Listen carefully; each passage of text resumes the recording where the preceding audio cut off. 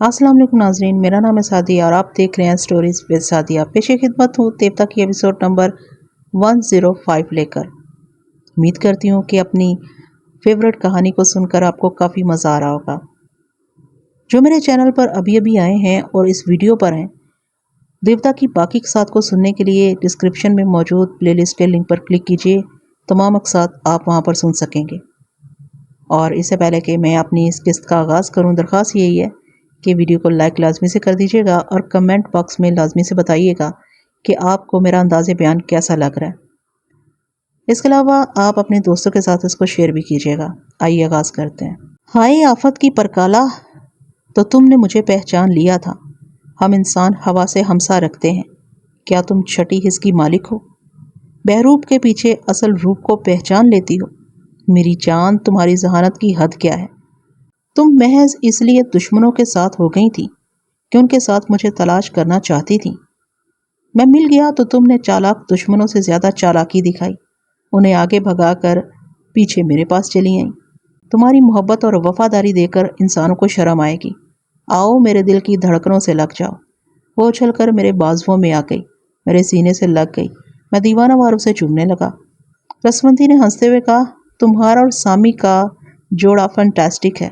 لیلا اور مجنوں بھی ایسی دیوانگی سے کبھی نہ ملے ہوں گے۔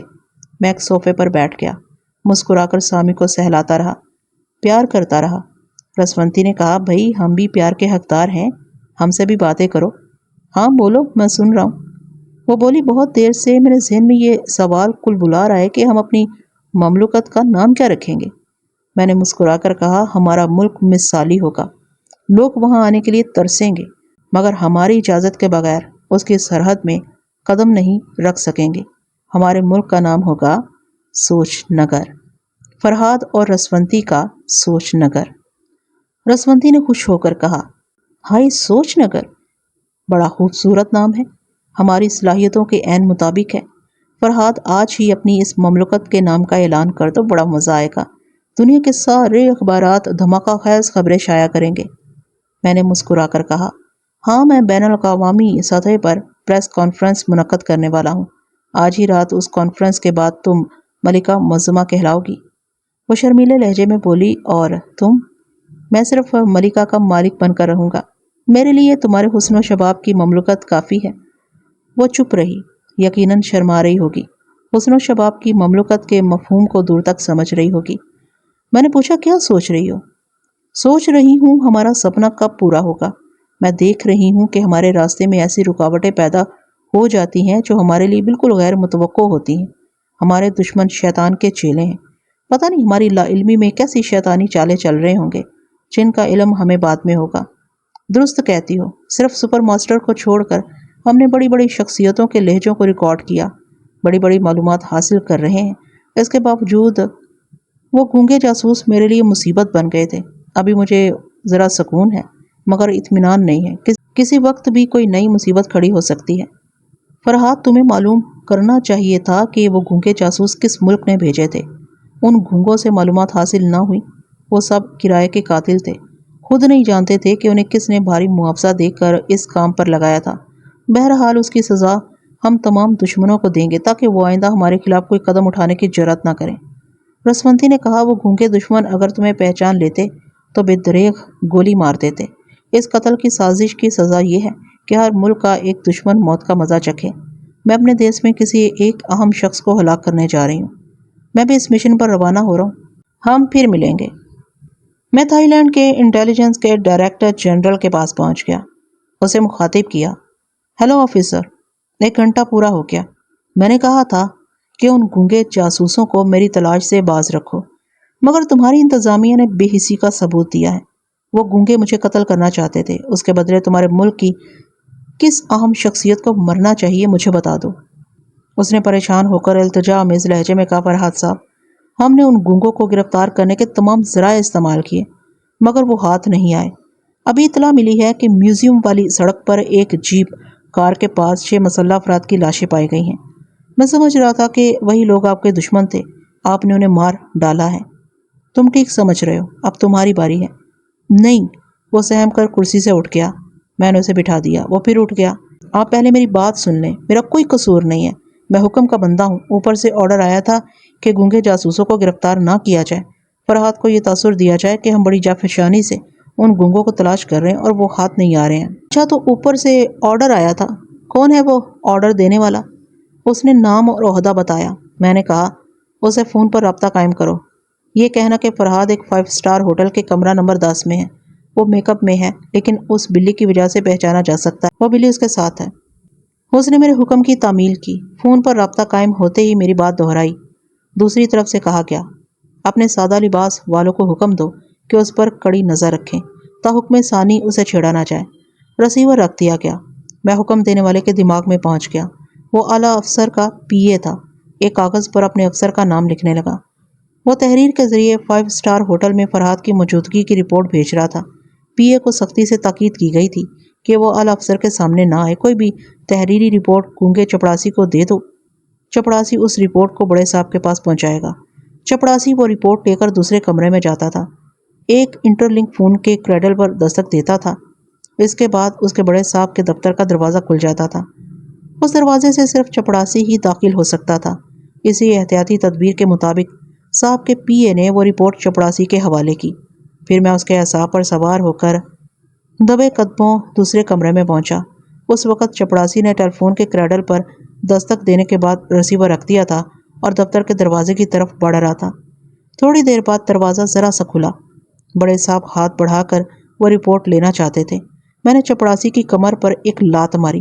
وہ آگے کی طرف لڑکھڑاتا ہوا دروازے سے ٹکراتا ہوا اندر گیا. میں بھی اندر پہنچ گیا. بڑے صاحب نے غصے سے جھلا کر اپنے پی اے سے پوچھا نان سینس یہ کیا حرکت ہے؟ کیا تم پاگل ہو؟ بڑے صاحب کو اچانک اپنی حماقت کا احساس ہوا. انہیں بولنا نہیں چاہیے تھا. غصہ اس لیے حرام ہوتا ہے کہ حماقتیں سرزد ہوتی ہیں. میں نے پی اے کے دماغ کو آزاد چھوڑ دیا. وہ سر جھٹک کر اپنے آس پاس حیرانی سے دیکھتا ہوا بولا میں یہاں کیسے پہنچ گیا؟ بڑے صاحب کا چہرہ زرد پڑ گیا تھا. انہوں نے اشارے سے ہاتھ ہلا کر باہر جانے کے لیے کہا. پی اے اور چپڑاسی باہر گئے. صاحب نے دروازے کو اندر سے بند کر لیا. تب ایک خوبصورت سی نسوانی آواز سنائی دی. ڈیڈی یہ آپ کے پی اے کا دماغ چل گیا کیا؟ بڑے صاحب نے وہ مختصر سی تحریری رپورٹ پڑھی. ان کا حلق خشک ہو رہا تھا. اندیشے کہہ رہے تھے کہ فرحاد پہنچ گیا ہے. کیا بات ہے ڈیڈی آپ پریشان نظر آ رہے ہیں؟ وہ میرا خیال ہے کہ پی اے نہیں فرحاد آیا تھا. اوہ ڈیڈی فرحاد آپ کے دماغ پر آسیب کی طرح حاوی ہے. میں کتنی دیر سے سمجھا رہی ہوں. آپ اس عہدے سے استعفیٰ دے دیں. فرحاد سے دشمنی مہنگی پڑے گی. بڑے صاحب زرد چہرہ لیے ریوالونگ چیئر پر بیٹھ کر دونوں ہاتھوں سے اپنے سر کو ٹٹولنے لگے. وہ اپنی کھوپڑی کے اندر فرحاد کو ڈھونڈ رہے تھے. ان کی بیٹی انہیں غور سے دیکھ رہی تھی. پھر تجسس بھرے لہجے میں پوچھا ڈیڈی کیا وہ موجود ہے؟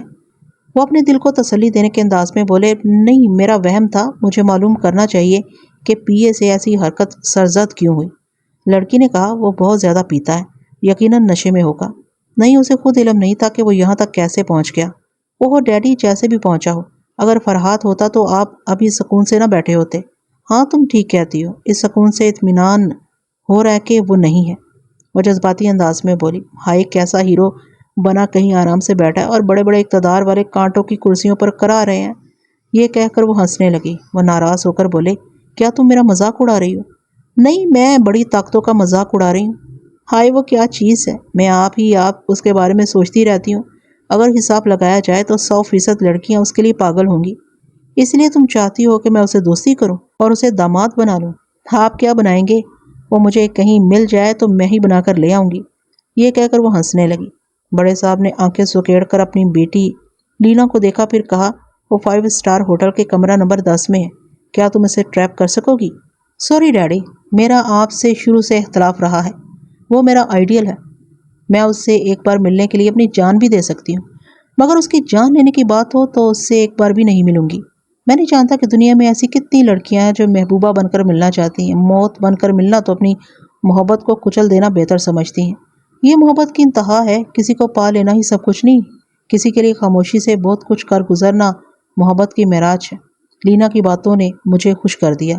اگر میں دنیا بھر کی لڑکیوں کے خیالات پڑھتا جاؤں تو کتنی ہی مجھے خوش کرتی نظر آئیں گی. افسوس جواباً انہیں خوش کرنے کی مجھے فرصت نہیں تھی. بڑے صاحب کو میں نے اب تک اس لیے نہیں چھیڑا کہ وہ فوراً ہی اس بڑے ملک کے نمائندے سے رابطہ قائم کرنے کے لیے سوچ رہا تھا جس نے گونگے جاسوس میرے پیچھے لگائے تھے اور وہ سپر ماسٹر کا ملک تھا. لینا کا باپ سوچ رہا تھا پہلے اس اطلاع کی تصدیق ہو جائے کہ فرحات 5 اسٹار ہوٹل میں موجود ہے۔ تصدیق ہو جانے کے بعد وہ سپر ماسٹر کے نمائندے سے رابطہ قائم کرے گا۔ میں نے لینا کے دماغ میں کہا، ہیلو، اگر تم چونک نہ جاؤ تو یقین کر لو کہ میں فرحات بول رہا ہوں۔ وہ ایک دم سے چونک کر اپنے باپ کو دیکھنے لگی۔ وہ سر جھکائے سوچ رہا تھا۔ پھر وہ میری سوچ کی مٹھی میں رہ کر اس آفس کے پچھلے دروازے سے نکلی، اس کمرے میں پہنچی جہاں اس کا باپ دفتری معاملات سے تھک جانے کے بعد آرام کرتا تھا۔ وہاں تنہائی میں نے اس کے دماغ کو اپنی مٹھی سے آزاد کر دیا۔ وہ حیران ہو کر اس کمرے کو دیکھنے لگی۔ میں نے پوچھا، کیا یقین آیا کہ فرحات تمہارے پاس موجود ہے؟ اس نے مسرت سے لرزتے ہوئے دونوں ہاتھ اپنے سینے پر رکھ لیے۔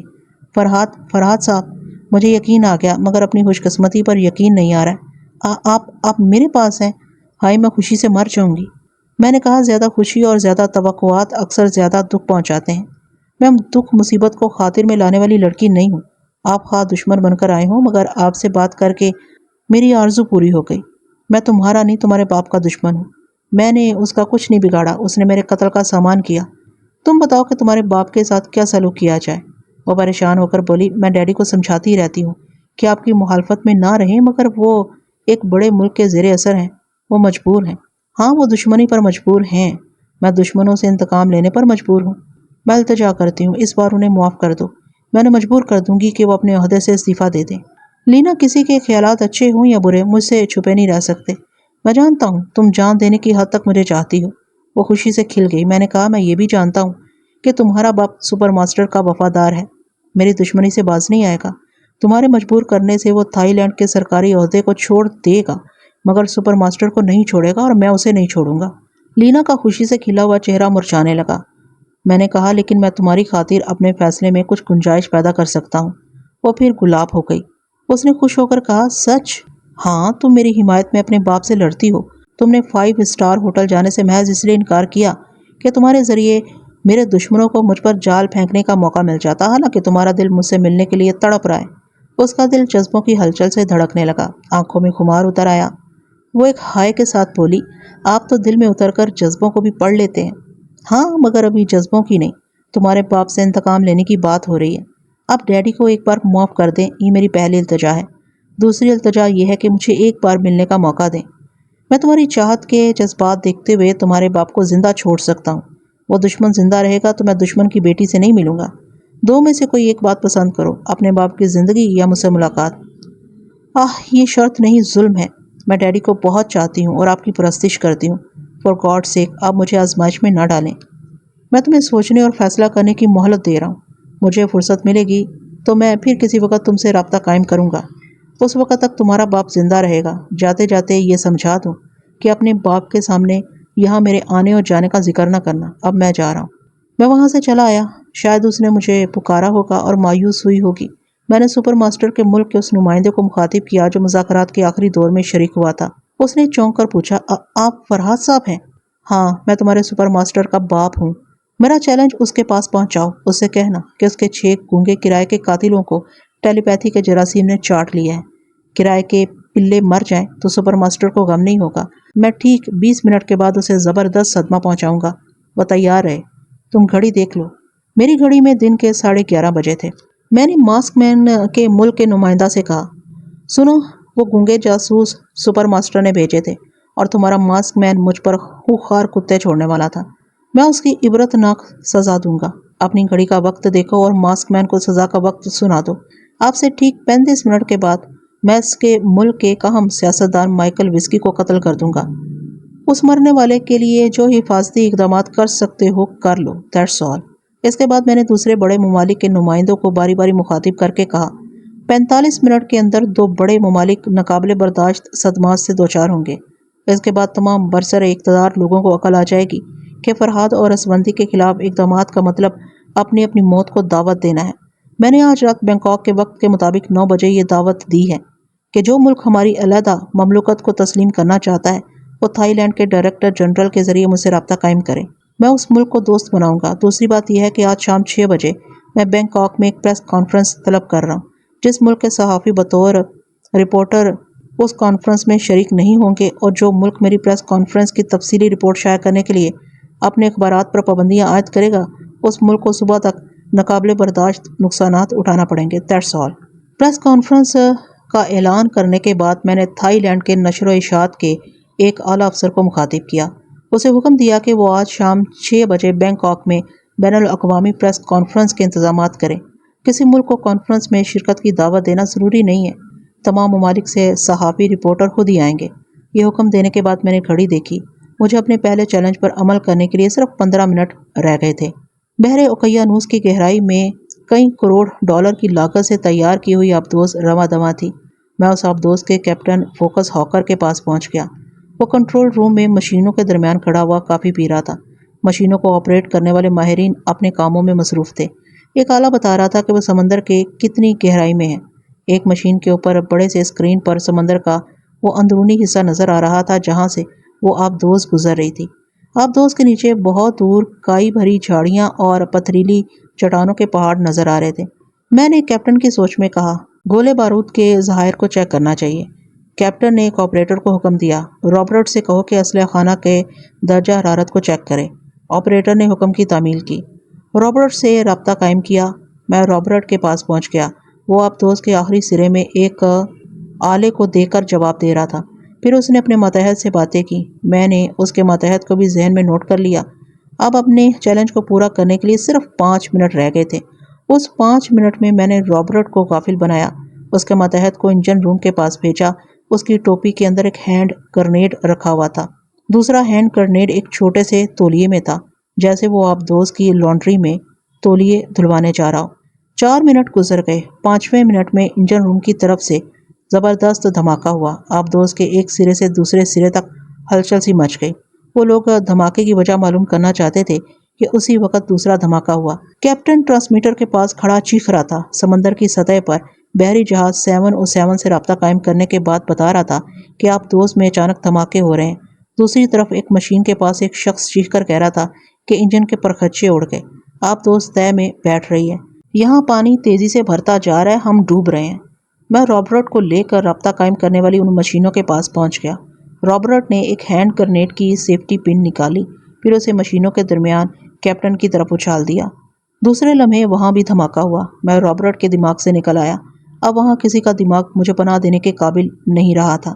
اب سپر ماسٹر کو دل کے دورے پڑیں گے، کیونکہ اس سے پہلے میں نے گرین لینڈ کے شمال میں جو ایٹمی دھماکہ کیا تھا اس سے اربوں ڈالر کا نقصان ہوا تھا۔ برسوں کی محنت برباد ہوئی تھی۔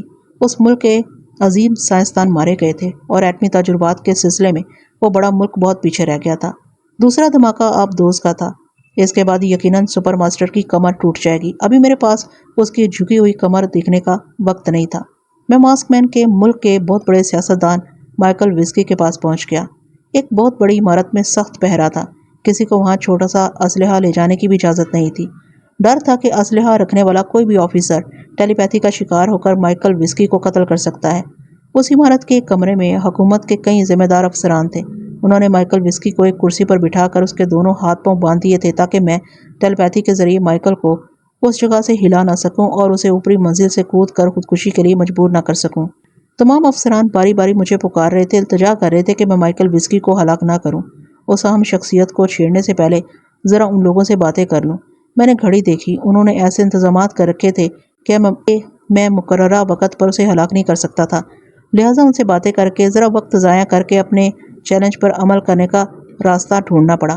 میں نے ایک آفیسر کی زبان سے کہا، میں فرحاد علی تیمور موت بن کر آ چکا ہوں۔ وہ سب فوجی انداز میں الرٹ ہو گئے۔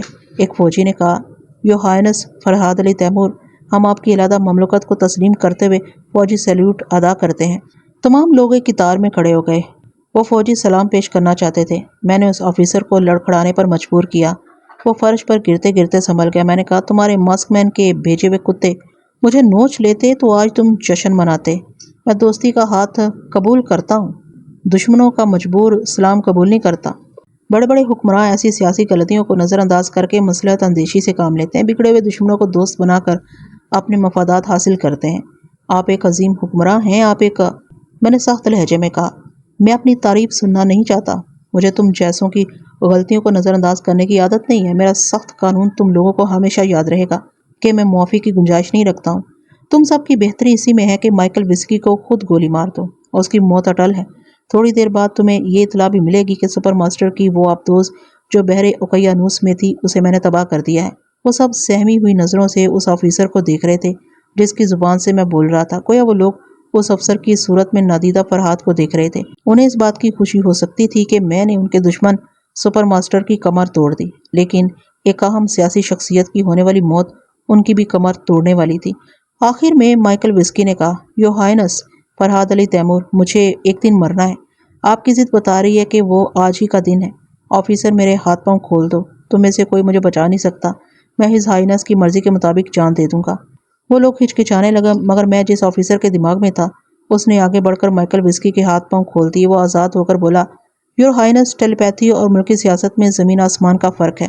آپ ٹیلیپیتھی کے ذریعے دنیا کو زیر کر سکتے ہیں، ایک ڈکٹیٹر بن سکتے ہیں۔ اگر کبھی ٹیلیپیتھی میں کوئی کمزوری پیدا ہو جائے یا آپ اور ہز ہائنس رسونتی اپنی عمر گزار کر اس دنیا سے رخصت ہو جائیں تو آپ دونوں کے بعد سیاسی دانش مندی ہی کام آئے گی، اور اس طرح کام آئے گی کہ آپ دونوں ابھی سے سیاسی سمجھوتہ بازی سے کام لیا کریں تاکہ تمام ممالک آپ کے بعد بھی آپ کے ملک کے دوست بنے رہیں۔ وہ واقعی ذہین سیاستدان تھا، مجھے بڑے پتے کی باتیں سمجھا رہا تھا۔ یہ کوئی ضروری تو نہیں ہے کہ میری اولاد بھی ٹیلیپیتھی سیکھ سکے۔ یہ گھر کی کھیتی نہیں ہے کہ ہمارے بچے بھی اس کھیتی سے فصل اگائیں گے۔ ٹیلیپیتھی ایسی ہی آسان ہوتی تو نسل در نسل چلتی۔ مائیکل وسکی درست کہہ رہا تھا۔ ہم جو مملکت قائم کر رہے تھے، اگر اس کے لیے سیاستدان نہ بنتے تو میرے اور اسونتی کے بعد وہ مملکت قائم نہ رہتی، اور سیاستدان بننے کے لیے مصلحت اندیشی سیکھنا لازمی تھا۔ مائیکل وسکی نے کہا، ہم بڑے ممالک کبھی ایک دوسرے کو نقصان پہنچاتے ہیں، کبھی مصلحت اندیشی سے کام لے کر دوستانہ معاہدے کرتے ہیں۔ جب آپ اپنے ملک کی باغ توڑ سنبھالیں گے تو میری باتیں آپ کی سمجھ میں آئیں گی۔ یور ہائنس، میرے ملک کی طرف سے آپ کو نقصان پہنچانے کی کوشش کی گئی۔ ہم اپنی اس سیاسی غلطی کا اعتراف کرتے ہیں۔ آپ انتقامی کارروائی کرنے میں حق بجانب ہیں۔ میں مرنے سے پہلے آپ کو مصلحت اندیشی کا مشورہ دیتے ہوئے دوستی کا ہاتھ بڑھاتا ہوں۔ آپ صرف ایک بار ہماری دوستی پر اعتماد کر لیں۔ ہمارا ملک سب سے پہلے اخبارات، ریڈیو اور ٹیلی ویژن وغیرہ کے ذریعے اعلان کرے گا کہ ہم نے آپ کی علیحدہ مملکت کو تسلیم کر لیا ہے۔ سب سے پہلے ہم آپ کی مملکت کا پرچار کریں گے۔ میں نے افسر کی زبان سے کہا، مسٹر مائیکل وسکی، آپ نے مجھے متاثر کیا ہے۔ میں دلی مسرت کے ساتھ آپ کی طرف دوستی کا ہاتھ بڑھاتا ہوں۔ میں نے مسافے کے لیے افسر کا ہاتھ بڑھایا۔ مائیکل وسکی نے گرم جوشی سے مسافہ کرتے ہوئے کہا، ہماری دوستی پائیدار رہے گی۔ ہمارے ہاتھ ہمیشہ ایک دوسرے کے ہاتھ میں رہیں گے۔ آج سے آپ کا دشمن ہمارا دشمن ہے۔ میں آپ کو اور ہز ہائنس رسونتی کو زندہ باد اور آپ کی مملکت کو پائندہ باد کہتا ہوں۔ تمام افسران پرجوش انداز میں نعرے لگانے لگے۔ مائیکل وسکی نے پوچھا، کیا آپ نے اپنی مملکت کے لیے کسی علاقے کا انتخاب کیا ہے؟ میں نے جواب دیا، انشاءاللہ آج شام تک ہم انتخاب کر لیں گے۔ آج کی پریس کانفرنس میں آپ اپنے ملک کے صحافیوں کو ضرور شریک کریں۔ یہ بھی کوئی کہنے کی بات ہے۔ ہم آپ کے ہر معاملے میں پیش رہیں گے، اور میں سب سے پہلے آپ کو اور ہز ہائنس کو اپنے ملک کا دورہ کرنے کی دعوت دیتا ہوں۔ میں دعوت قبول کرتا ہوں۔ ہماری مملکت کا قیام عمل میں آتے ہی ہم دورے کی تاریخیں مقرر کریں گے۔ اچھا، اجازت دیجیے، انشاءاللہ پھر کبھی رابطہ قائم کروں گا۔ ان لوگوں نے بڑے ہی خلوص اور محبت بھرے کلمات ادا کرتے ہوئے مجھے رخصت کیا۔ میں ذہنی طور پر سمینا کے کاٹیج میں حاضر ہو گیا۔ سامی میری گود میں بیٹھی ہوئی تھی۔ میں نے کہا، اوہ ہو سوری سامی، میں نے ابھی تک تمہیں کھانے پینے کے لیے نہیں پوچھا، مگر کھاؤ گی کیا؟ سمینا ابھی کھانے پینے کا سامان خریدنے بازار گئی ہے۔ کہتے ہیں شیطان کا نام لو تو وہ حاضر ہو جاتا ہے۔ سمینا اسی وقت کاٹیج میں داخل ہوئی۔ مجھ سے بولی، بھیا میں نے پورے $200 کا سامان خریدا ہے، باہر گاڑی میں سارا سامان رکھا ہے، اب ذرا اٹھا کر اندر لے آئیں۔ پھر اس کی نظر سامی پر پڑ گئی۔ وہ حیرانی سے بولی، ارے یہ تو وہی بلی ہے۔ وہ مسلح دشمن شاید اسی بلی کے ذریعے فرحات کو تلاش کر رہے تھے۔ میں نے کہا، ہاں یہ فرحات کی پالتو بلی ہے، اپنے مالک کو میک اپ میں بھی پہچان لیتی ہے۔ آپ کیسے جانتے ہیں اس بلی کے بارے میں؟ ابھی مسٹر فرحات میرے دماغ میں آئے تھے، انہوں نے بتایا۔ وہ جلدی سے میرے پاس آ کر بیٹھ گئی۔ ہاں، وہ کہہ رہے تھے کہ یہ بلی ان کی وفادار ساتھی ہے، ہمارے پاس امانت کے طور پر رہے گی، اس کے کھانے پینے کا خاص خیال رکھا جائے۔ میں تو دن رات اس کا خیال رکھوں گی۔ سمینا نے خوش ہو کر سامی کو گود میں لینے کے لیے دونوں ہاتھ بڑھائے۔ اس سے پہلے کہ سامی انکار کرتی، میں نے اسے پچکار کر کہا، جاؤ سامی، یہ فرحات کا حکم ہے کہ تمہیں سمینا کے پاس بھی ہونا چاہیے۔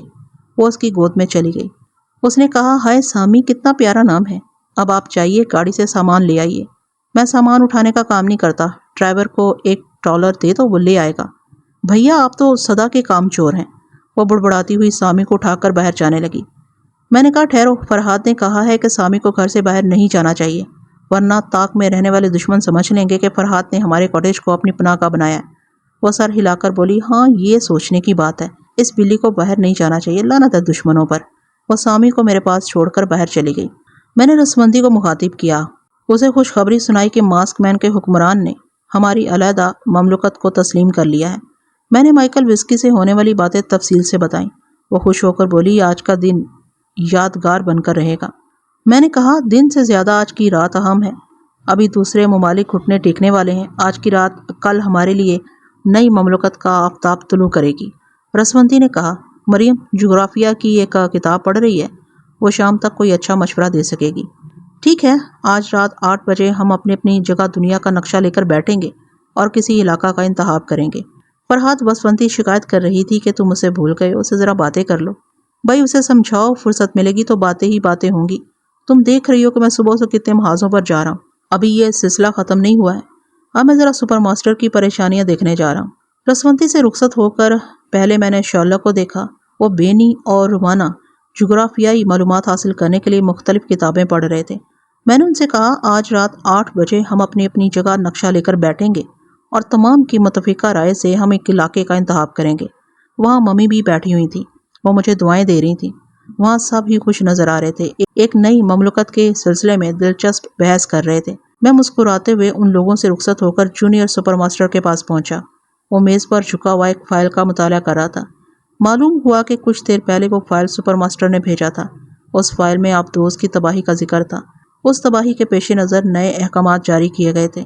وہ کچھ یوں تھے کہ فرحاد اور رسونتی کو اب قطعی نہ چھیڑا جائے۔ تمام ممالک کے ماسٹروں، خصوصاً بینکاک کے ماسٹر بھوانی رجت رائے کو حکم دیا گیا تھا کہ وہ فی الحال اپنی تمام سرگرمیاں ختم کر دیں۔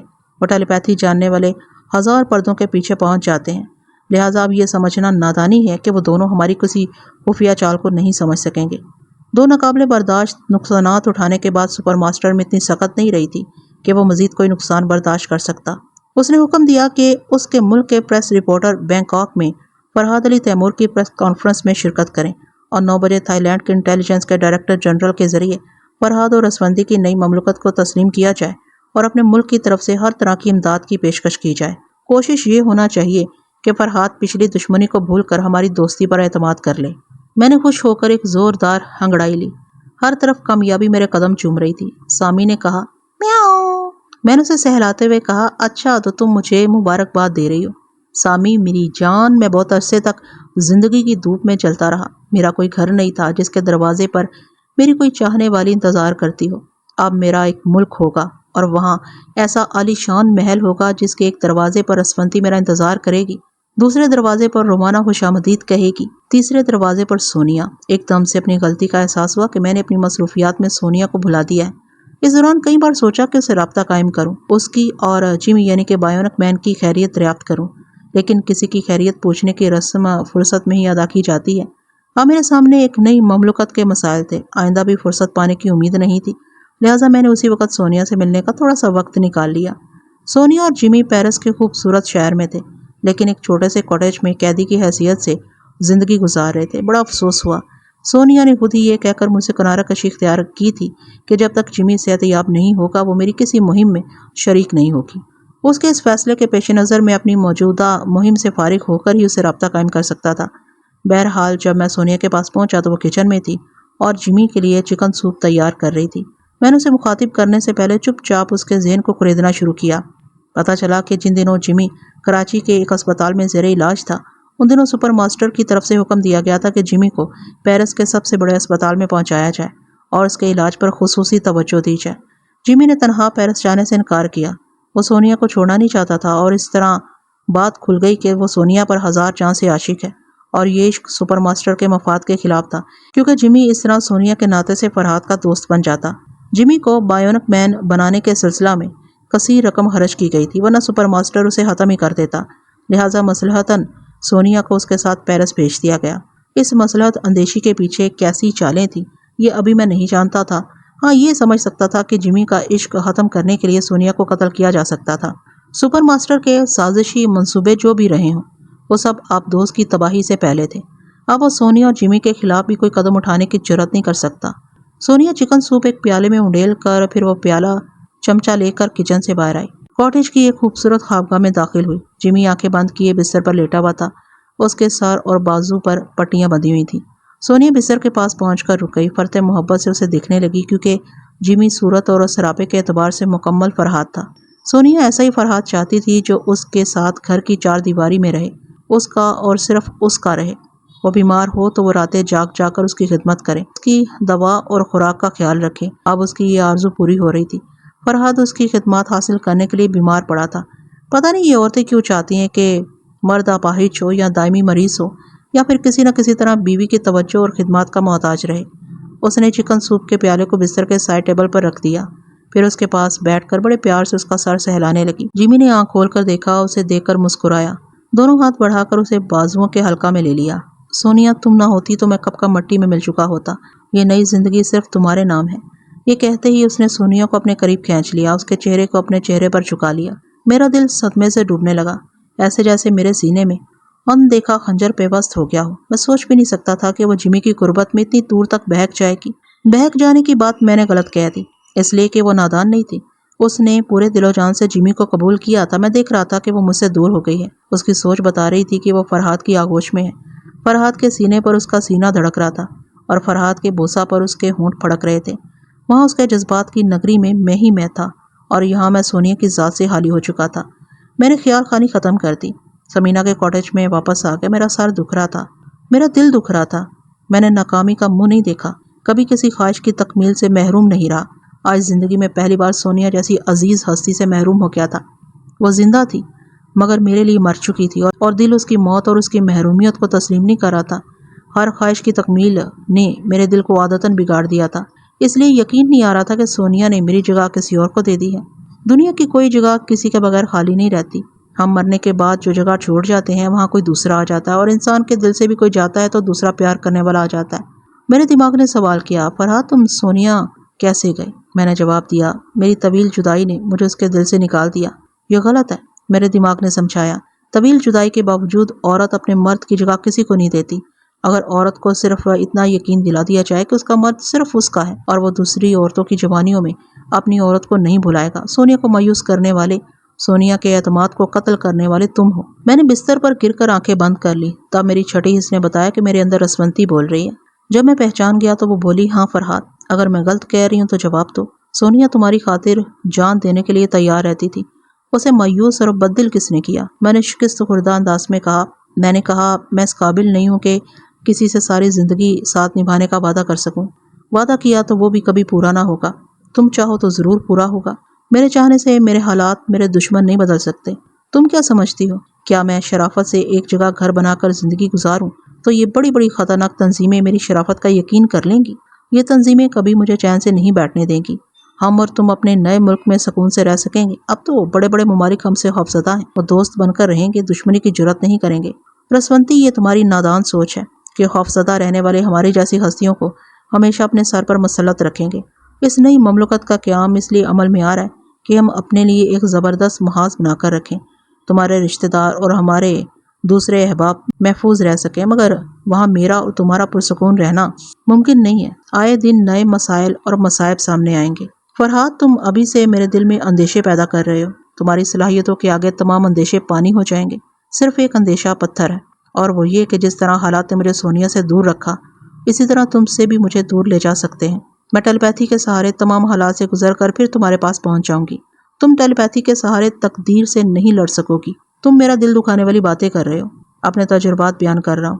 سونیا، رومانہ اور تم دل و جان سے مجھے چاہنے والی ہستیاں ہو، مگر میری چاہت ایسی ہے کہ اپنی چاہنے والیوں پر جان دینے کے باوجود میں ہمیشہ ساتھ نہیں رہ سکتا۔ تم نے ابھی صرف دل ہارا ہے۔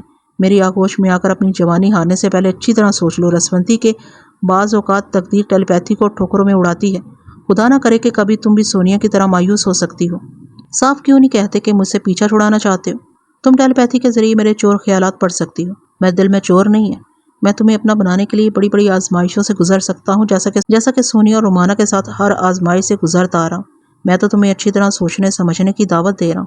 مجھے اپنے آپ پر اعتماد ہے کہ میں تمہارے ساتھ ساری عمر گزار دوں گا، اور یہ بھی سمجھتا ہوں کہ حالات میرے آج کے وعدے کو پورا نہیں ہونے دیں گے۔ وہ تائید کرتے ہوئے بولی، تم ٹھیک کہتے ہو، ہم اور تم تقدیر سے نہیں لڑ سکتے۔ پتہ نہیں آئندہ حالات کیا ہوں گے۔ مجھے واقعی سوچ سمجھ کر تمہاری طرف بڑھنا چاہیے۔ میں اپنے دل کو سمجھانے جا رہی ہوں، کاش یہ دل عقل کی بات سمجھ لے۔ دل سمجھتا ہے جب ٹھوکر لگتی ہے۔ میں نہیں چاہتا کہ کبھی تمہیں ٹھوکر کا احساس ہو۔ مجھے جواب نہیں ملا، وہ جا چکی تھی۔ میں نے سوچا اسے مخاطب کروں، مگر اسے مخاطب کرنا گویا اپنی محبت کی طرف بلانا تھا، سونیا کی طرح اسے بھی فریب دینا تھا۔ میں فریبی ہوں، مجھے کوئی حق نہیں پہنچتا کہ ایسی ٹوٹ کر پیار کرنے والی ہستی کو فریب دوں۔ آج رسونتی کا دل ٹوٹنے سے وہ خوب روئے گی۔ آج رو لینا ٹھیک ہے، دل کا غبار دھل جائے گا، ورنہ بعد میں پچھتاوے کے آنسو ساری عمر بہتے رہیں گے۔ ٹھیک ہے، ابھی 2 گھڑی کا رونا ٹھیک ہے۔ میں سوچتے سوچتے تھک گیا، سوچا کہ اب کچھ نہیں سوچوں گا، آنکھیں بند کیا خاموش پڑا رہوں گا۔ لیکن آدمی جب تک زندہ رہتا ہے تب تک اس کا دماغ سوچ سے خالی نہیں ہوتا۔ سونیا بہت یاد آ رہی تھی۔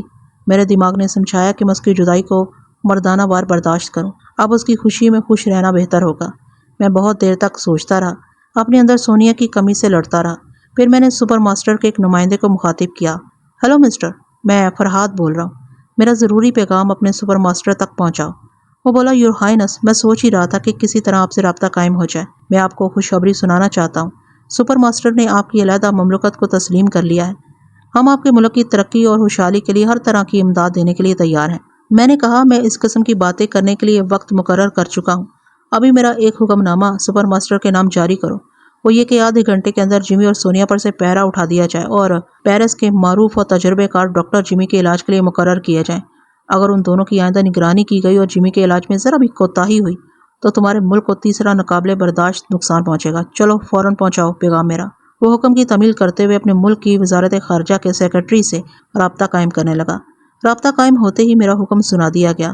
وزارت خارجہ کے سیکرٹری نے اس سے پوچھا کہ آپ نے فرحاد کو ہماری دوستی کا پیغام دیا تھا؟ جی ہاں، وہ کہتے ہیں کہ اس سلسلہ میں مقررہ وقت پر باتیں ہوں گی۔ بہتر ہے کہ آدھا گھنٹہ کے اندر حکم کی تعمیل ہو جائے۔ سیکرٹری نے پیرس کے ماسٹر سے رابطہ قائم کیا، اسے حکم دیا کہ جمی اور سونیا پر سے پہرا اٹھایا جائے اور وہ ماسٹر خود اسی وقت معروف اور تجربے کار ڈاکٹروں کو لے کر جمی کی رہائش گاہ پر جائے۔ وہاں نرسوں اور ملازموں کا معقول انتظام بھی ہونا چاہیے۔ ہم انسان عجیب ہیں، جب تک سر پر ڈنڈا نہ برسے ہم دوسرے انسان کے کام نہیں آتے۔ بہرحال ایک ملک سے دوسرے ملک تک رابطہ قائم کرنے کے ایسے ذرائع تھے کہ آدھ گھنٹے کے اندر پیرس کا ماسٹر ایک بوڑھے تجربے کار ڈاکٹر، ایک نرس اور ایک ملازم اور ایک ملازمہ کو لے کر وہاں پہنچ گیا۔ اس نے سونیا سے کہا، میں یہاں پیرس میں تنظیم کا ماسٹر ہیری اولڈ مین ہوں۔ اب آپ دونوں پر سے تمام پابندیاں اٹھا دی گئی ہیں۔ جلدی میں صرف ایک ہی ڈاکٹر مل سکا۔ اگر آپ چاہیں گی تو میں 1 گھنٹہ کے اندر پیرس کے تمام تجربے کار ڈاکٹروں کو یہاں لے آؤں گا۔ سونیا خوش تھی کہ اب جمی کا باقاعدہ علاج ہوگا، لیکن اس نے حیرانی سے پوچھا، یہ ہم پر اچانک مہربانیاں کیوں ہو رہی ہیں؟ ماسٹر اولڈ مین نے جواب دیا، پتہ نہیں مادام، بس سپر ماسٹر کا یہی حکم ہے۔ وہ بولی، اس حکم کے پیچھے ضرور کوئی بدماشی ہوگی۔ بائی گاڈ، بالکل نہیں، اصل بات یہ ہے کہ his Hines Farhad Ali Timur سے دوستی ہو گئی ہے۔ سونیا نے چونک کر پوچھا، کیا تم فرحاد کو ہز ہائنس کہہ رہے ہو؟ جی ہاں، کیا ہز ہائنس نے آپ کو نہیں بتایا کہ وہ ایک علیحدہ مملکت کے حکمران بن رہے ہیں؟ سونیا نے اچانک ہی قہقہا لگایا، فرحاد اور حکمران بنے؟ ہا ہا ہا، جو کبھی اپنا ایک گھر نہیں بنا سکتا وہ ملک بنائے گا؟ ارے تم سب الو بن رہے ہو، فرحاد کو فرحاد ہی رہنے دو، اسے ہز ہائنس کہو گے تو وہ کارٹون لگے گا۔ میں اپنا سر کھجانے لگا۔ ساری دنیا میں وہی ایک عورت تھی جو مجھے مذاق بنا کر قہقہے لگا سکتی تھی۔ ماسٹر اولڈ مین نے کہا، مادام آپ مذاق سمجھ رہی ہیں، تمام ممالک کے اخبارات کل خصوصی ایڈیشن شائع کرنے والے ہیں۔ وہ تنہا نئی مملکت قائم نہیں کر رہے ہیں، ان کے ساتھ ہر ہائنس رسونتی دیوی ہیں۔ سونیا ایک سر داغ بھر کر بولی، وہ بیچاری ہر ہائنس سر پکڑ کر روئے گی۔ یہ کہہ کر اس نے جمی کی طرف دیکھا۔ ڈاکٹر اس کا معائنہ کرتے ہوئے سے باتیں کر رہا تھا۔ سونیا مطمئن ہو کر کچن کی طرف جانے لگی، تب میں نے اسے مخاطب کیا، ہیلو سونیا، کارٹون آ گیا۔ وہ ایک کمرے سے گزر رہی تھی اور فوراً ہی ایک کرسی پر بیٹھ گئی۔ اس کا دل بے اختیار دھڑکنے لگا تھا۔ میں نے آہستگی سے پوچھا، کیا میری آواز پر دل دھڑک رہا ہے؟ وہ بولی، دھڑکنوں پر نہ جاؤ، یہ ایک فطری امر ہے۔ کوئی بچھڑا ہوا رشتہ اچانک مل جائے تو ہر انسان کی یہی حالت ہوتی ہے۔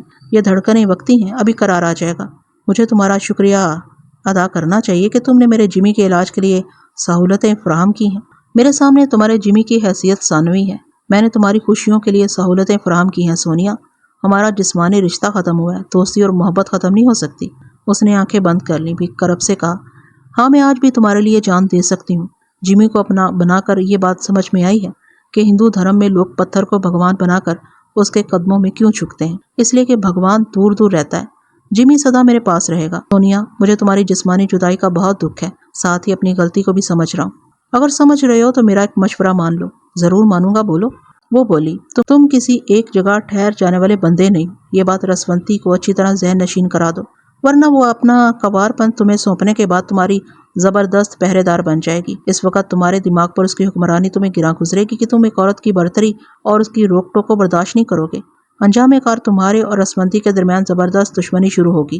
بہتر ہے شروع میں ہی اسے دو ٹوک باتیں کرو۔ تم ساری عمر کسی کو شریک حیات بنا کر پابند نہیں رکھ سکتے۔ سونیا، میں نے ہمیشہ تمہاری ذہانت کو تسلیم کیا ہے۔ تم بالکل درست کہہ رہی ہو۔ رسونتی شریک حیات بن کر میرے دماغ پر حاوی ہو جائے گی۔ میں نے ابھی تھوڑی دیر پہلے رسونتی کو سمجھایا کہ میرے حالات مجھے ہرجائی بنا دیتے ہیں۔ اسے میری طرف بڑھنے سے پہلے اچھی طرح سوچ سمجھ لینا چاہیے۔ مگر وہ دعویٰ کرتی ہے کہ میں اسے کبھی بچھڑ جاؤں گا تو وہ اپنی ٹیلیپیتھی کے سہارے میرے پاس پہنچ جائے گی۔ سونیا ہنستی ہوئی بولی، کبھی میں بھی ایسی دیوانی تھی، سمجھتی تھی کہ میرے پیار کا مقناطیس تمہیں میرے ہی پاس کھینچے رکھے گا۔ پھر میں نے تمہاری جدائی کو برداشت کرنا سیکھ لیا، لیکن جب یہ معلوم ہوا کہ دو بدن تمہارے بچوں کی مائیں بن رہی ہیں تو میں غصے سے سلگ اٹھی۔ میں نے عام عورتوں کی طرح سوچا کہ مجھ میں کوئی کمی تھی۔ اس کمی کو دو بدن نے پورا کیا ہے۔ میرے مقابلے میں دو بدن نے تمہیں جیت لیا ہے۔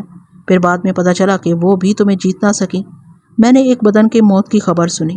تمہارے بچے پیدا ہونے سے پہلے نابود ہو گئے اور تم ویسے کے ویسے ہی ہرجائی رہے۔ تب میری سمجھ میں آیا کہ مجھ میں کوئی کمی نہیں ہے، تمہاری فطرت ہی ایسی ہے۔ میں نے کہا، ہاں یہ بات ابھی رسونتی کی سمجھ میں نہیں آ رہی ہے۔ وہ بولی، اگر اس نے سمجھداری سے کام نہ لیا تو یہ بات سمجھ میں آ جائے گی۔ پھر وہ ایک طرف پچھتائے گی اور دوسری طرف ٹیلیپیتھی کے ذریعے تمہیں غلام بنائے رکھنے کی کوششیں کرے گی۔ تمہیں ایسے ہی انجام سے دور رہنا چاہیے۔ تمہیں یاد ہے رسونتی پرنس آئلینڈ میں ایک بار مجھے غلام بنا کر رکھنے کی ناکام کوششیں کر چکی ہے۔ میں دوسری بار یہ موقع نہیں دوں گا۔ یہی تمہارا مشورہ میرے ذہن میں نقش رہے گا اور اب دوسرے موضوع پر گفتگو کرو۔ میں نے موضوع بدل کر اسے بتایا کہ کس طرح ہم نے تن سنگھ اور وسونتی کو رہائی دلا کر بینکاک پہنچایا ہے، کس طرح ماسک مین اور سپر ماسٹر کے ممالک کی اہم شخصیتوں کو ٹریپ کرنے کے بعد اپنی نئی مملکت کا مطالبہ منوایا ہے۔ یہ ساری باتیں بتانے کے بعد میں نے سونیا سے کہا، سپر ماسٹر کو یقین ہو گیا ہے کہ میں نے تمہارے ذریعے جمی کو دوست بنا لیا ہے۔ دوسرے لفظوں میں جمی اس تنظیم سے غداری کر رہا ہے۔ سپر ماسٹر میری لا علمی میں اس کے خلاف کوئی قدم اٹھا سکتا ہے۔ بہتر ہے کہ تم جمی کے ساتھ ہمارے نئے ملک میں آ جاؤ۔ ضرور آؤں گی، مگر وہ ملک ہے کہاں؟ آج شام کو میں، رسونتی، شرلاک، بینی، رومانا اور مریم اپنی اپنی جگہ بیٹھ کر ٹیلیپیتھی کے رابطے سے دنیا کے نقشہ پر ایک علاقہ کا انتخاب کریں گے۔ تم اور جمی بھی بینکاک کے وقت کے مطابق 5 بجے شام کو دنیا کا ایک نقشہ لے کر بیٹھ جانا۔ میں تم سے رابطہ قائم کر لوں گا۔ اچھی بات ہے۔ اور کچھ؟ وہاں پیرس میں جس چیز کی ضرورت ہو ماسٹر اولڈ مین کو حکم دو، اس کا باپ بھی تمہارے حکم کی تعمیل کرے گا۔ اچھا، اب میں چلتا ہوں، پھر آؤں گا۔ میں نے اس سے رخصت ہو کر خود کو ہلکا پھلکا محسوس کیا۔ سونیا سے جسمانی رشتہ ٹوٹنے کے باعث میرے دل میں جو صدمہ اور دماغ پر جو بوجھ تھا، وہ بوجھ سونیا کی خوشی میں خوش ہو کر اتر گیا۔ اس کے کام آ کر جمی سے رقابت کا جذبہ سرد پڑ گیا۔ سونیا آج بھی میرے لیے اتنی اہم اور ایسی آزمودہ تھی کہ میں اب بھی آنکھیں بند کر کے اس پر ہر معاملے میں اعتماد کر سکتا تھا، اور ابھی میں نے فیصلہ کیا تھا کہ نئی مملکت کو ہمیشہ قائم رکھنے کے سلسلے میں سونیا اہم رول ادا کرے گی۔ میں نے آنکھیں کھول دیں۔ کاٹیج کے ایک بستر پر سامی میرے ساتھ لیٹی ہوئی تھی۔ اس وقت احساس ہوا کہ کمرے میں کوئی اور بھی ہے۔ میں نے سر گھما کر دیکھا۔ سمینا دروازے پر کھڑی مجھے غور سے دیکھ رہی تھی۔ میں نظریں چرا کر اس کے دماغ میں جھانکنے لگا۔ وہ سوچ رہی تھی، یہ اچانک بھیا کی عادتیں کیسے بدل گئی ہیں؟ یہ ہمیشہ بستر پر اونتے منہ لیٹے رہتے تھے، ادھ کھلی آنکھوں سے ادھر ادھر دیکھتے رہتے تھے، مگر اب یہ گھنٹے بھر سے چاروں شانے چت پڑے ہیں۔ کل تک سگریٹ کا برانڈ کچھ اور تھا اور اب کچھ اور برانڈ پی رہے ہیں، اور بلی ان سے یوں لگی ہے جیسے برسوں کی جان پہچان ہو۔ مجھے ایسا لگ رہا ہے کہ بھیا ایک دم سے اجنبی بن گئے ہیں۔ اسے مجھ پر شبہ ہو رہا تھا۔ میں نے اس کی سوچ میں کہا، بھلا میرے بھیا اجنبی کیسے ہو سکتے ہیں؟ اگر اجنبی ہیں تو مجھے آزمانا چاہیے، مگر کیسے آزماؤں؟ وہ سوچنے لگی۔ اسے یاد آیا کہ اس کا امجد بھیا جھینگے کا سالن پسند نہیں کرتا ہے۔ اس نے مجھے مخاطب کیا، بھیا آج میں نے جھینگے کا سالن تیار کیا ہے، آپ کو تو بہت پسند ہے، کھانے آ جائیے۔ میں نے کہا، مجھے جھینگوں سے نفرت ہے، تم اچھی طرح جانتی ہو، جاؤ میں نہیں کھاؤں گا۔ اسے اطمینان ہو گیا۔ وہ مسکرا کر بولی، میں تو مذاق کر رہی تھی۔ میں نے آپ کی پسندیدہ ڈش بیف برین تیار کیا ہے، یعنی گائے کا مغز پکایا تھا، جو مجھے سخت ناپسند تھا۔ بھلا گائے کے سر میں مغز ہوتا تو وہ سیدھی سادی گائے کیوں کہلاتی؟ اپنے بیل کو سینگ نہ مارتی؟ میں نے بہانہ کیا، آج میرا پیٹ خراب ہے، میں نہیں کھاؤں گا، جاؤ سامی تم کھا لو۔ سامی بھوکی تھی، سمینا کے ساتھ چلی گئی۔ پچھلی رات میں نے اپنی جیب میں $500 چھپا کر رکھ لیے تھے۔ اب ارادہ یہ تھا کہ کہیں باہر جا کر اپنی پسند کا کھانا کھاؤں گا اور کسی طرح سامی کو بھی ساتھ رکھوں گا، تاکہ حالات میرے موافق نہ ہوئے اور مجھے کہیں دوسری پناہ گاہ کی طرف جانا پڑا تو سامی کا ساتھ نہ چھوٹے۔ میں نے سامی کا انتظار کرنے کے لیے رسونتی سے رابطہ قائم کیا۔ رابطہ قائم نہ ہوا۔ اس نے اپنے دماغ کے دروازے بند کر دیے تھے۔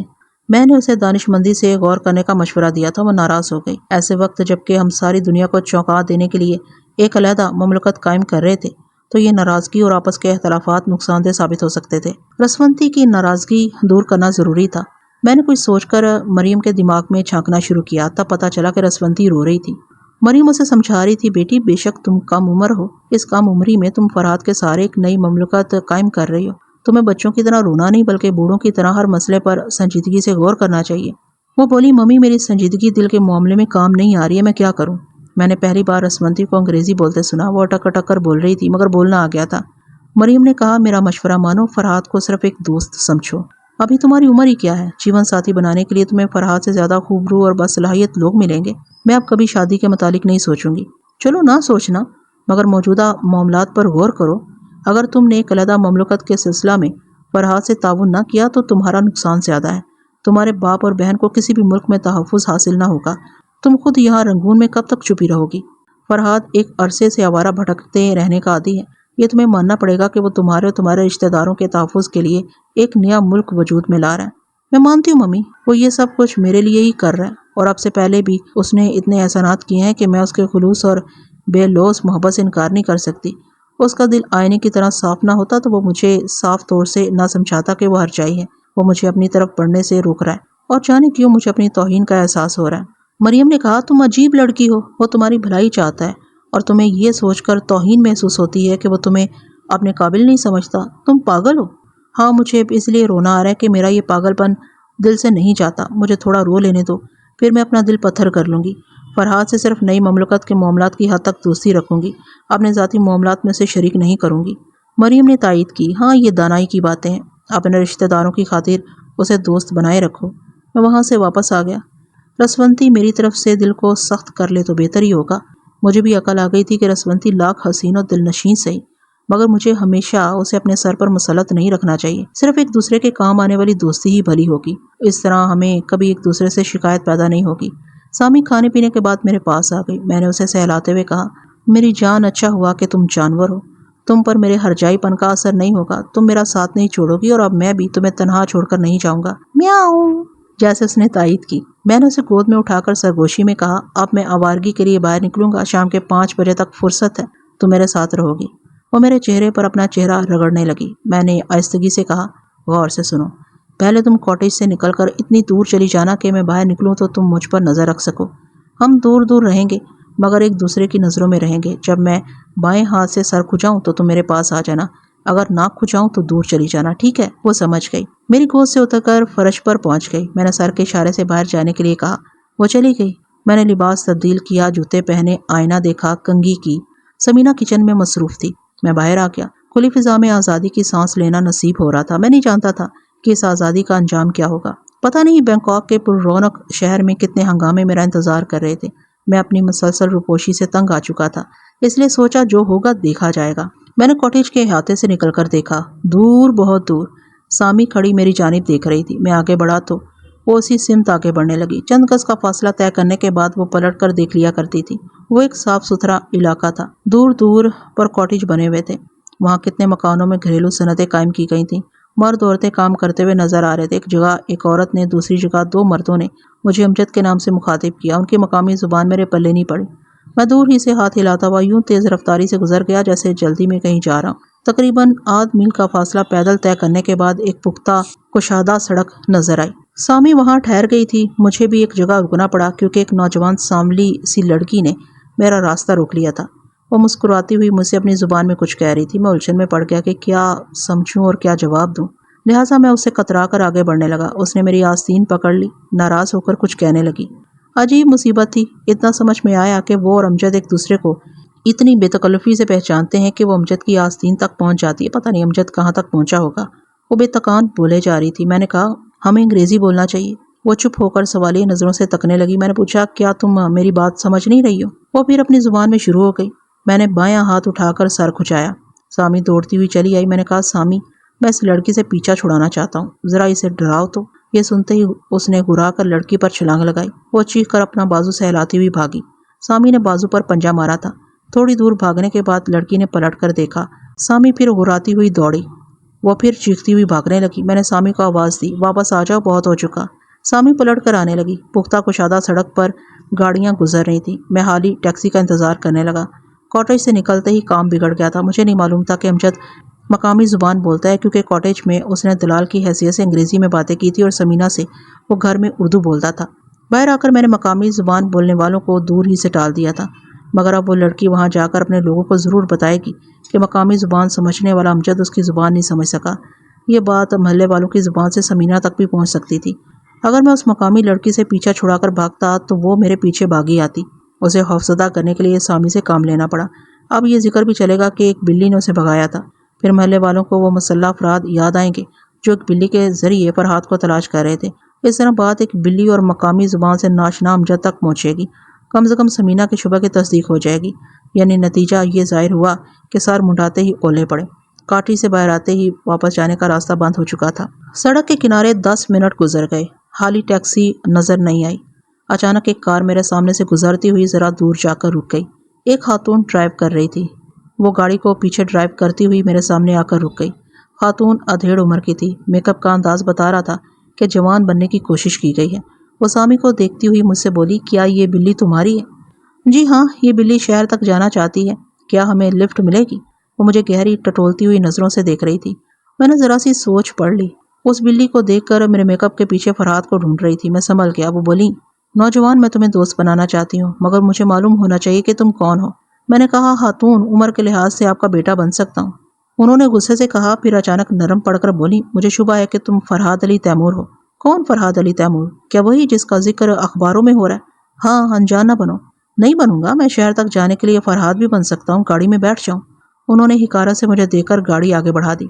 ड्राइव करती हुई सोचने लगी, अगर ये फरहाद होगा तो मुझे टेलीपैथी के जरिए वापस बुला लेगा। फरहाद तो दुनिया के एक सिरे से दूसरे सिरे तक पहुंच जाता है। उसके लिए मेरे जरिए शहर पहुंचना मामूली सी बात होगी।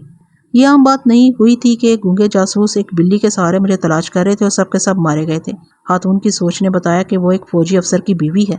उसके शौहर ने उसे बताया था कि फरहाद के साथ उसकी एक पालतू बिल्ली होती है।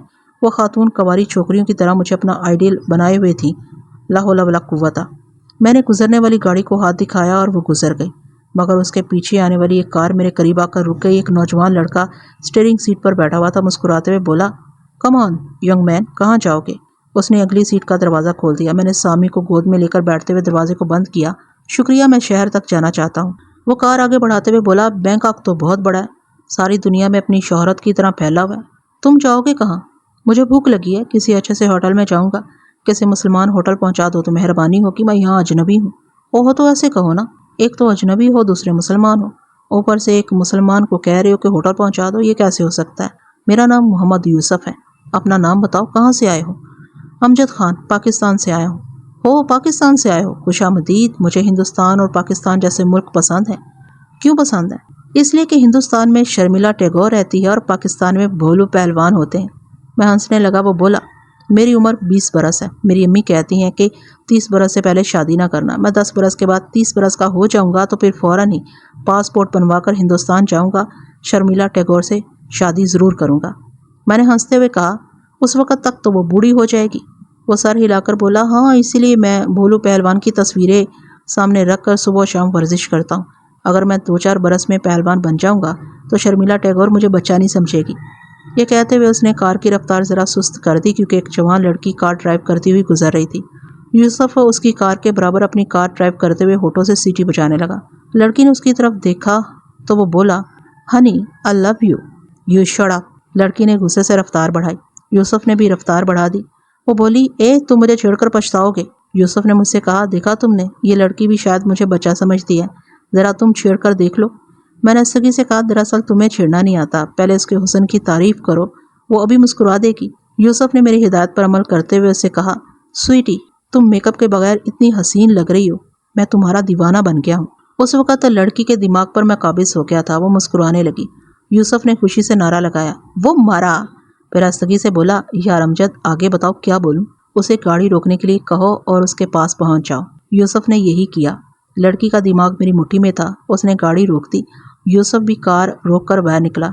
लड़की के पास पहुंचकर कार की खिड़की पर झुककर बोला, मैं अभी घर जाकर आईना देखूंगा, मुझे यकीन नहीं आ रहा कि मैं बालिग हो गया हूँ। तुम एक बोसा देकर मुझे यकीन दिलाओ। लड़की ने चेहरा आगे बढ़ाया। यूसुफ खिड़की के अंदर सर घुसाकर उसे चूमने जा रहा था। मैंने लड़की के दिमाग को आज़ाद छोड़ दिया। वो एकदम से चौंकी। बेतड़ाक से एक तमाचा रसीद कर दिया। बड़ी जोरदार आवाज़ थी। वो पीछे की तरफ लड़खड़ाता हुआ अपनी कार से आकर टिक गया। लड़की ने एक झटके से कार आगे बढ़ाई, फिर रफ्तार बढ़ाती हुई दूर चली गई। वो यकीनन सोचेगी कि थोड़ी देर के लिए दिमागी तौर पर गैर हाजिर कैसे हो गई थी। यूसुफ खिसियानी मुस्कुराहट के साथ अपनी कार में बैठते हुए बोला, ये लड़कियां बड़ी जिंदा दिल होती हैं, बस ऐसे ही मजाक करती हैं, बस कुछ समझ में नहीं आया। वो मुस्कुराई थी, एक बोसे का ऑफर भी दिया था, फिर पता नहीं कैसे इतनी बड़ी नेकी से भटक गई। मैंने तसल्ली दी, कोई बात नहीं, किसी दूसरी को आजमा लेना। उसने कान पकड़कर कार स्टार्ट करते हुए कहा, हाँ मैं 2-4 बरस पहलवानी करूंगा, फिर लड़कियां खुद ही मुझे आजमाया करेंगी। मैंने उसे एक तमाचा खिलाकर जरा अक्लमंदी से सोचना सिखा दिया था। थोड़ी देर बाद हम बैंकॉक की पुररौनक सड़कों पर से गुजर रहे थे। यूसुफ ने पूछा, यार तुम परदेसी हो, तुम्हारा सामान कहाँ है? एक छोटे से होटल में है, मैं इतने बड़े शहर में रास्ता भूल गया हूँ। वो होटल मुझे नहीं मिल रहा है, इसलिए किसी दूसरे होटल में खाने जा रहा था। होटल का नाम बताओ, मैं पहुँचा दूंगा। नाम याद रहता तो मैं दूसरों से पूछकर वहाँ पहुँच जाता। उसने एक बहुत बड़े शॉपिंग सेंटर के सामने कार रोकते हुए कहा, आओ यहाँ का शानदार शॉपिंग सेंटर दिखाऊं, मैं कुछ चीज़ें भी खरीदूंगा। नहीं दोस्त, मैं यहाँ बैठा रहूंगा, तुम चीज़ें खरीद कर आ जाओ। वो कार की चाबी लेकर चला गया। मैंने सामी से कहा, मेरी जान, ये लड़का इस होटल को तलाश करने के लिए मुझे सारा दिन कार में घुमाता रहेगा, बेहतर है हम यहाँ से निकल चलें। उसने म्याऊं कहकर तायीद की। मैंने कहा, देखो, पहले मैं कार से निकलकर फुटपाथ पर जाऊंगा, बाद में तुम कार की खिड़की से निकल आना, फिर मुझसे ज़रा दूर पीछे पीछे चलती रहना, और वो दूर रहने और करीब आने के इशारे याद है ना? उसने फिर म्याऊं कहा। अचानक मैंने सर उठाकर देखा, मुझे कार से बाहर निकलना था। मैं ठिठक गया। कार की खिड़की के पास एक निहायत ही हसीन दुशीज़ा खड़ी हुई मुझे यूं देख रही थी जैसे मुझे पहचानती हो या पहचानने की कोशिश कर रही हो। वो स्याह चश्मा पहने हुए थी। मैं उसकी आंखों के रास्ते दिमाग में झांक कर नहीं देख सकता था। ये मालूम नहीं कर सकता था कि वो कौन है, क्या सोच रही है और मुझे क्यों देख रही है। एक ही सूरत थी कि वो कुछ बोले, अपनी आवाज़ और लहजा सुनाए। मैंने उसे पूछा, वेल मिस, क्या तुम मुझसे कुछ कहना चाहती हो? उसने इनकार में सर हिलाया, सामी पर एक नज़र डाली, फिर मेरे सामने से गुजर गई। मैंने अकबनुमा आईने में देखा, वो कार के पीछे जाकर पलट कर देख रही थी। मैं वहाँ से भी आगे बढ़ गया, फिर वहाँ से भी आगे बढ़ गई। अकबनुमा आईने में अब नज़र नहीं आ रही थी। एक हसीन चलवा गुम हो गया था। बहुत दिनों बाद मैंने ऐसा हुस्न व शबाब देखा था कि एक बार फिर देखने को दिल मचल रहा था, मगर दिमाग समझा रहा था कि वो चश्मे के पीछे से मुझे पहचान रही थी। ये भी हो सकता था कि वो अमजद को पहचानती हो। हाँ, शायद वो मुझे अमजद समझ रही थी। मैंने कार से बाहर आकर दरवाज़ा बंद किया, कार के पीछे दूर तक देखा। अब वो नज़र नहीं आ रही थी। पता नहीं इतनी जल्दी कहाँ गायब हो गई थी। फुटपाथ पर पैदल चलने वालों की भीड़ थी, वैसे वो लाखों में एक थी। मैं उसे भीड़ में भी देख लेता अगर वो नज़र आ जाती। मैं फुटपाथ पर आ गया, फिर एक सिमत बढ़ने लगा। ज़रा दूर जाकर मैंने घूमकर देखा, सामी मुझसे कुछ फासला रखे चली आ रही थी। हम आगे पीछे चलते हुए दूसरी सड़क के फुटपाथ पर मुड़ गए। आसपास दुकानें बड़ी खूबसूरती से सजाई गई थी। सजावट में ऐसी दिलकशी थी कि रुक रुक कर देखने को जी चाहता था। दुनिया के कितने ही मुल्कों की औरतें नजर आ रही थी, मर्द भी थे। इन्हें औरतें देखती होंगी, मैं तो रंगारंग हसीन चेहरे देख रहा था जो सारी दुनिया से आकर बैंकॉक के गुलदस्ते में सज गए थे। आखिर भटकते भटकते एक होटल नजर आ गया। साइन बोर्ड पर होटल के मालिक का नाम फैज आलम लिखा हुआ था। खुशी हुई कि अपनी पसंद का खाना मिलेगा। मैंने बाएं हाथ से सर को खुजाया, सामी करीब आ गई। मैं उसे बाजुओं में उठाकर दरवाज़ा खोलते हुए होटल में दाखिल हुआ। ऐसा लगा जैसे पाकिस्तान के किसी होटल में पहुंच गया हूँ। एक बैरा बावर्ची खाना की तरफ मुंह करके कह रहा था, एक जगह मुर्ग बिरयानी, एक जगह मटर कीमा, कड़क नान और एक जगह 2 प्याली चाय मारो। दूसरा बैरा काउंटर की तरफ मुंह करके बोल रहा था, वो बर्मी लुंगी वाले साहब से $6 लो। दूसरा साहब खाया पिया कुछ नहीं, गिलास तोड़ा, उसको बाहर धक्का मारो। वो बम्बई या मालाबार के बैरे थे, खूब बोल रहे थे। काउंटर के पास बैठे हुए एक मोटे भद्दे आदमी ने मुझे देखा, फिर जल्दी से उठकर मेरी तरफ आते हुए बोला, ए mister, sorry, very sorry, hotel में जानवर को लाना मना है। मैंने सामी को सहलाते हुए कहा, ये जानवर नहीं है। हैं? जानवर नहीं है? मोटे ने घूर कर सामी को देखा, फिर तमाम मुलाजिमों और ग्राहकों को मुखातिब करते हुए बोला, ए भाई लोग, ए देखो, अब उनको अंधा समझता है, बोलता है ये बिल्ली जानवर नहीं है। तमाम लोग मुझे और सामी को देखने लगे। मैंने ऊंची आवाज़ में मोटे से कहा, मैं सच कहता हूँ, ये जानवर नहीं है, मेरी बीवी है, बीवी। तमाम लोग कहकहे लगाने लगे। उसी वक्त सामी ने मोटे को देखकर अपनी एक आंख दबाई। मोटा उछलकर बोला, अरे तुम्हारा जोरू हमको आंख मारता है रे। फिर एकदम कहकहे गूंजने लगे। इतनी देर में मैंने मोटे की थोड़ी सी सोच पढ़ ली। वो कंजूस और लालची था और वही होटल का मालिक फैज आलम था। उसने कहा, देखो इधर मस्खरी मत करो, कानून का बात करो। बाहर गाड़ी पार्क करने से गवर्नमेंट टैक्स लेता, इधर होटल के अंदर बिल्ली को पार्क करने का हम $1 लेता। बोलो मंजूर? मंजूर है। मैंने एक मेज़ के पास कुर्सी पर बैठते हुए सामी को मेज़ पर बिठा दिया, बैरे को खाने का ऑर्डर दिया। वो गया तो फैज आलम ने मेरी मेज़ के दूसरी तरफ बैठते हुए पूछा, तुम किधर से आया है? जिधर से सब आते हैं। اے بھائی ہم پوچھتا ہے کون ملک سے آیا ہے؟ میں نے میز پر چھو کر آہستگی سے کہا، میں سمگل ہو کر آیا ہوں، کسی سے نہ کہنا۔ اس نے سرگوشی میں پوچھا، تم کالا دھندا کرتا ہے؟ میں نے ہاں کے انداز میں سر ہلایا۔ وہ خوش ہو کر بولا، ارے تو ایسا بولو نا، تمہارا جیسا لوگ کبھی کبھی ہمارے پاس چھپنے کو آتا ہے، ہم وہ لوگ کو ایسا جگہ گھسا دیتا ہے کہ سالا پولیس کا باپ بھی ادھر جانے نہیں سکتا، تم بولنے سے ہم تم کو بھی گھسا دے گا۔ میں نے ہاتھ جوڑ کر کہا، خدا کے لیے ایسی شاندار اردو نہ بولو، میرے پیٹ میں درد ہوتا ہے۔ وہ اداس ہو کر بولا، ہم سالا دھوبی کا کتا ہے، ٹھیک سے اردو نہیں بولتا، ٹھیک سے انگریزی نہیں بولتا، تم مطلب کا بات کرو، ہمارے پاس میں چھپنا مانگے گا تو ہم روز $25 لے گا، ادھر میں دارو ملے گا، چوکری ملے گا، پولیس والا نہیں ملے گا، بولو منظور؟ میں نے پوچھا، وہ چھپنے کی جگہ کہاں ہے؟ بہرا کھانے کی پلیٹیں ہمارے سامنے رکھ کر چلا گیا۔ موٹے فیض عالم نے کہا، ہم جگہ بتائے گا، پہلے معاوضہ طے کرو۔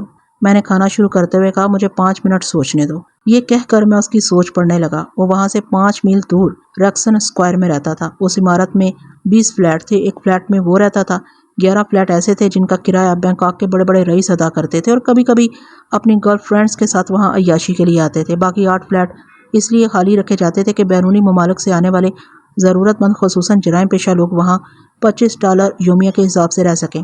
بڑے بڑے رئیسوں کا اثر و رسوخ اعلی حکام تک تھا، اس لیے پولیس والے ادھر کا رخ نہیں کرتے تھے۔ فیض عالم خالص کاروباری آدمی تھا، دولت کی ہوس میں جرائم پیشہ لوگوں کا محافظ بنا ہوا تھا۔ اس نے کہا، 5 منٹ پورا ہو گیا، اب بولو۔ میں نے سر ہلا کر جواب دیا، مجھے منظور ہے، ابھی 4 دن کا کرایہ $100 ایڈوانس دوں گا، مجھے وہاں کی چابی دو اور پتہ بتا دو، میں جب مناسب سمجھوں گا وہاں پہنچ جاؤں گا۔ اس نے جیب سے ایک کارڈ نکال کر دیا، اس میں ایڈریس لکھا پڑا ہے، ادھر فلیٹ نمبر 7 ہے، ادھر فلیٹ نمبر 7 میں یہ کارڈ دکھانے سے تم کو ایک فلیٹ کا چابی مل جائے گا۔ میں نے کھانے کے بعد سامی سے پوچھا، دودھ پیو گی؟ سامی نے ذرا سا منہ پھیر لیا، اس کا مطلب یہ تھا کہ اس کا پیٹ بھرا ہوا ہے۔ فیض عالم سامی کو بڑے دلچسپی سے دیکھ رہا تھا۔ اس نے اپنی جیب سے $110 نکال کر میرے آگے میز پر رکھ دیے، پھر سامی کو اسی طرح دلچسپی سے دیکھنے لگا۔ میں نے اس کے دماغ کو آزاد چھوڑ کر میز پر سے رقم اٹھا لی۔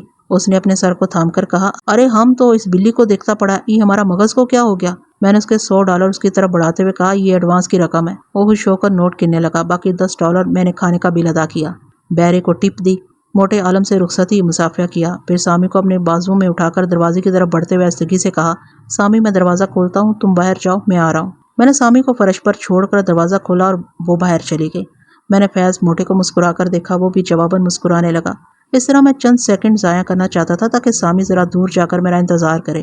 جب میں دروازہ کھول کر باہر آیا تو ایک دم سے ٹھٹک گیا۔ وہی حسین دوشیزہ سیاہ چشمہ پہنے فٹ پاتھ پر نظر آئی۔ وہ سامی کو گود میں لیے اسے پیار سے سہلا رہی تھی، اسے چوم رہی تھی، پھر وہ مجھے دیکھ کر مسکرائی۔ اس کا انداز بتا رہا تھا کہ وہ مجھے میک اپ کے باوجود پہچان گئی۔ آخر وہ کون تھی؟ میں آگے بڑھ کر اس کے روبرو پہنچ گیا۔ اس کے ریشمی لباس سے ایک بہت ہی مہنگا پرفیوم اپنی خوشبو لٹا رہا تھا۔ ریشمی لباس سے زیادہ اس کے بدن میں چکناہٹ تھی، نظریں پھسل پھسل جاتی تھی، بدن کے نشیب و فراز ایسے پھڑکتے ہوئے، ایسے چیختے ہوئے تھے جیسے کہہ رہے ہوں، آؤ ہماری بوٹی بوٹی کر دو۔ میں نے پوچھا، کون ہو تم؟ دوشیزہ نے بدستور مسکراتے ہوئے اپنے بلاؤز کے گریبان میں ہاتھ ڈالا، پھر ایک طے کیا ہوا کاغذ نکال کر میری طرف بڑھا دیا۔ میں نے اسے کھول کر پڑھا، لکھا تھا، فرحاد صاحب، میں آپ کے لیے جان بھی دے دینے والی لڑکی ہوں، آپ مجھے جانتے ہیں، میں چاہتی ہوں کہ آپ ٹیلیپیتھی کے بغیر مجھے بوجھ لیں، اگر مجھ پر اعتماد کر سکیں تو میری کار میں آ جائیں، میں صرف اس لیے پہلی بن گئی ہوں کہ آپ اس پہلی تحریر کو ہمیشہ یاد رکھ سکیں۔ وہ تحریر پڑھنے کے بعد میں نے اسے دیکھا، وہ خاموشی سے سامی کو میرے حوالے کر کے اپنی کار کا دروازہ کھول کر بیٹھ گئی، پھر ڈیش بورڈ سے کاغذ قلم نکال کر کچھ لکھنے لگی۔ میں نے گھڑی دیکھی، 3:15 ہوئے تھے۔ سامی کو سہلاتے ہوئے پوچھا، تعجب ہے سامی، تم اس اجنبی لڑکی کے پاس کیسے چلی گئی تھی؟ چلو تھوڑا وقت ہے، اس پہیلی کو بوجھ لیں۔ میں آگے بڑھ کر کار کا دروازہ کھول کر دوشیزہ کے برابر بیٹھ گیا۔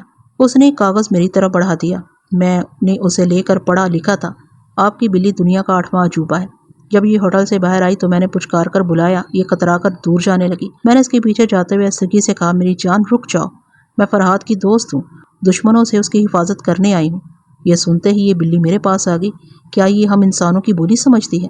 میں نے پڑھنے کے بعد کہا، ہاں یہ سب کچھ سمجھتی ہے، تم ابھی دیکھ لو۔ یہ کہہ کر میں نے سامی کو حکم دیا، سامی اب میری گود سے اٹھ کر پچھلی سیٹ پر چلی جاؤ۔ وہ اٹھی، پھر اگلی سیٹ پر سے اچھل کر پچھلی سیٹ پر چلی گئی۔ دوشیزہ نے حیرانی سے پوچھا، پھر کار اسٹارٹ کر کے آگے بڑھا دی۔ میں نے کہا، تم نے ابھی لکھا ہے کہ ایک پہیلی بن کر اس پہلی ملاقات کو یادگار بنانا چاہتی ہو، اس کا مطلب ہے کہ ہم پہلے کبھی نہیں ملے؟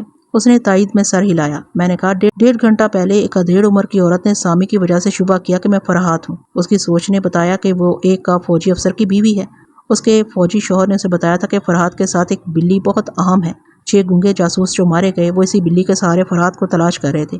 اے حسین دوشیزہ، تم بھی یہاں کے کسی بہت بڑے افسر کی بیوی، بہن یا بیٹی ہو؟ ایسا کہتے وقت میری یادداشت نے اپنا کام دکھایا۔ مجھے اس اعلیٰ افسر کی بیٹی یاد آئی جو میری حمایت میں اپنے باپ سے لڑتی تھی۔ اس کا نام لینا تھا۔ میں نے فوراً ہی لینا کے دماغ میں جھانک کر دیکھا تو انکشاف ہوا کہ وہ میرے برابر بیٹھی کار چلا رہی تھی اور سوچ رہی تھی، فرحات صاحب بولتے بولتے چپ کیوں ہو گئے؟ کیا مجھے پہچان لیا ہے؟ کیا میرے خیالات پڑھ رہے ہیں؟ اس نے کنکھیوں سے میری جانب دیکھا۔ میں انجان بن کر یوں سوچ میں ڈوب گیا جیسے پہیلی کو بوجھنے کی ناکام کوشش کر رہا ہوں۔ اسے ذرا اطمینان ہوا کہ وہ جیت رہی ہے۔ میں نے کہا، ابھی میرا دماغ کام نہیں کر رہا ہے۔ آج رات 11 بجے تک میں بہت بڑی مہم سر کرنے والا ہوں۔ میرا ذہن ان اہم معلومات میں الجھا ہوا ہے۔ ویسے یہ پہیلی والا کھیل بہت دلچسپ ہے۔ میرے لیے ایک تفریح بن گیا۔ اگر تم اسے جاری رکھنا چاہو تو میں وعدہ کرتا ہوں کہ 11 بجے کے بعد تمہیں بوجھ لوں گا۔ آدھی رات تک تم جہاں رہو گی وہاں پہنچ جاؤں گا۔ بولو ٹھیک ہے؟